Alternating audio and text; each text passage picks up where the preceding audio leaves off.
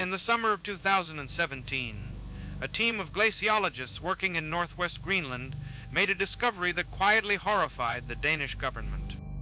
Buried 200 feet below the ice, entombed, forgotten, and slowly being released by a warming climate were the rusting remains of an entire underground city. 200,000 liters of diesel fuel, tons of polychlorinated biphenyls, raw sewage from 200 men, and, most troubling of all, the low-level radioactive waste from a portable nuclear reactor. For decades, the official story said this place was a research station, a peaceful Arctic laboratory. But a single declassified document released in 1996 revealed something else entirely. What lay beneath the Greenland ice was the cover for one of the most ambitious and most reckless nuclear weapons projects of the entire Cold War. It was called Project Iceworm.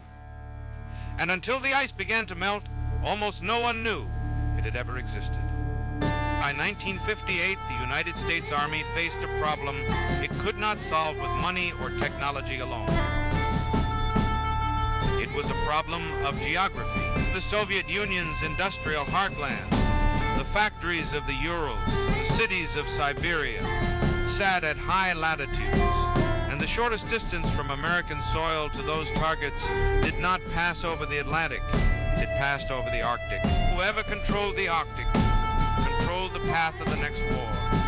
There was just one piece of land that mattered. Greenland, a frozen, almost empty island the size of Western Europe, and, conveniently for Washington, the sovereign territory of Denmark, a NATO ally. In 1851, a quiet bilateral treaty had granted the United States the right to maintain military bases on Danish soil. Seoul Air Base in the far north became home to America's strategic bombers and, eventually, its early warning radar. But the Army wanted more than radar. The Army wanted missiles. If you could place hundreds of intermediate-range nuclear missiles on Greenland, moving them constantly beneath the ice, hidden from Soviet reconnaissance, you would have an invulnerable first-strike force. The Soviets would never know where to aim.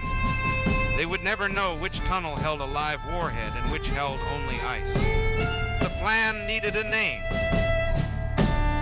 The Army Corps of Engineers called it Project Iceworm, and it needed a cover story. In June of 1959, a convoy of tractors crawled out of Thule and began climbing onto the Greenland ice sheet. They were heading inland, 130 miles from the coast to a featureless plateau 2,000 meters above sea level. What they began building there would, for a few short years, be one of the strangest places on Earth. It was called Camp Century.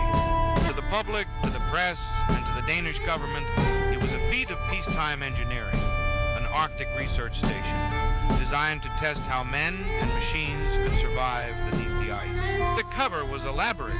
Walter Cronkite filmed the CBS special there. The Boy Scouts of America sent a representative, a Danish scout, no less, to spend 6 months living in the camp. National Geographic published glossy photographs of cheerful soldiers in parkas, of the camp's chapel, of its theater, of its hospital. Because Camp Century was not a tent in the snow. Camp Century was a city. 21 trenches were cut directly into the ice sheet using a Swiss machine called the Peter Plow. Each trench was capped with a steel arch, then buried under fresh snow. Inside those arches, the Army built dormitories, a mess hall, a kitchen, a barber shop, a laundry, a library, laboratories, and a chapel. 26 prefabricated buildings in all, connected by tunnels that stretched for nearly 2 miles. And at the far end of the main trench, sealed behind a heavy door, was the thing that made the whole project possible, a nuclear reactor. It was designated PM2A. The P stood for portable. The M stood for medium power. And it was the first nuclear reactor in human history to be shipped in pieces, by truck and by ship and by tractor sled, and assembled in a hole carved into a glacier. It produced 1.5 megawatts of electricity. Enough to light the camp, to run the workshops, to power the air recycling plant, and to melt fresh water out of the surrounding ice. The reactor began operating in October of 1960.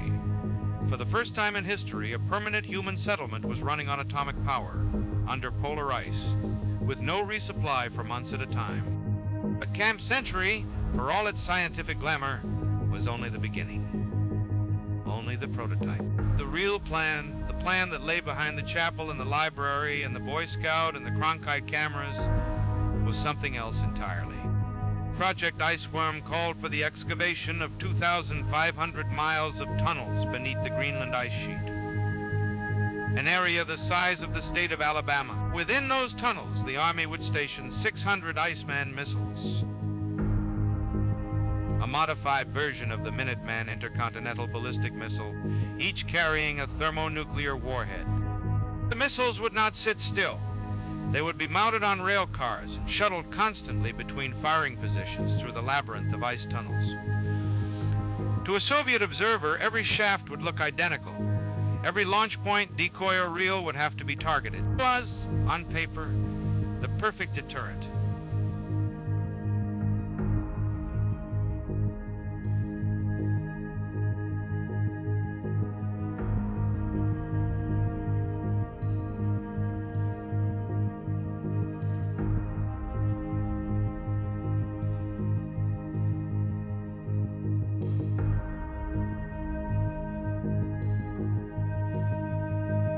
There was just one problem. Nobody had told the Danes. The 1957 Danish nuclear policy was unambiguous. No nuclear weapons of any kind were permitted on Danish soil.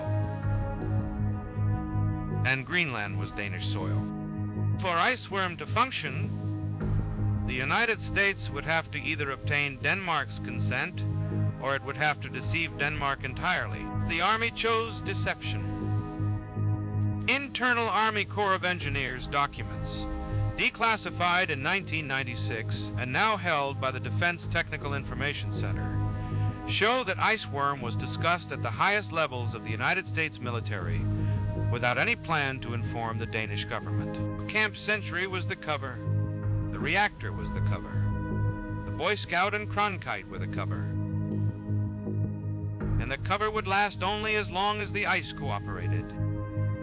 Did not. Within 2 years of construction, Army engineers measuring the camp's deformation began to report something the planners had not adequately accounted for. The Greenland ice sheet was not a solid block. It was a slow plastic river. The trenches that housed the camp were being squeezed. The reinforced steel arches were buckling. By 1962, only 3 years after Camp Century's completion, the main tunnel had narrowed visibly. Doors no longer closed properly. The reactor room was warping out of square. In 1963, the reactor was shut down. By 1964, year-round operation was abandoned. By 1966, the PM-2A was removed from the ice entirely. A few skeleton crews returned in the summers. By 1967, the camp was empty. The doors were closed. The tunnels, and everything left inside them, were abandoned to the ice. The U.S. Army had built a city under a glacier. The glacier had eaten the city in less than a decade. Project Iceworm was quietly canceled. The 600 Iceman missiles were never built. The Soviets never learned the plan existed. The Danes were not told until decades later. And the deepest secret of the Cold War froze slowly into the ice. For 30 years, nothing more was said. Then, in 1995, an inquiry by the Danish Parliament investigating an entirely unrelated nuclear accident at Thule Air Base stumbled on a reference to Iceworm in a declassified U.S. document. The Danish government formally requested clarification. In 1996, the United States acknowledged the project. The cover story collapsed. But the more uncomfortable truth would not surface until 2016. A team of Canadian and American glaciologists modeling the future of the Greenland ice sheet under climate change, calculated something disturbing. At current rates of warming, Camp Century would not remain buried. By somewhere around 2090, surface melt would begin to reach the abandoned site. By the next century, the camp's waste, diesel, sewage, PCBs, and the low-level radioactive contamination left behind by the PM2A reactor's cooling system would begin to drain into the meltwater rivers running into the North Atlantic.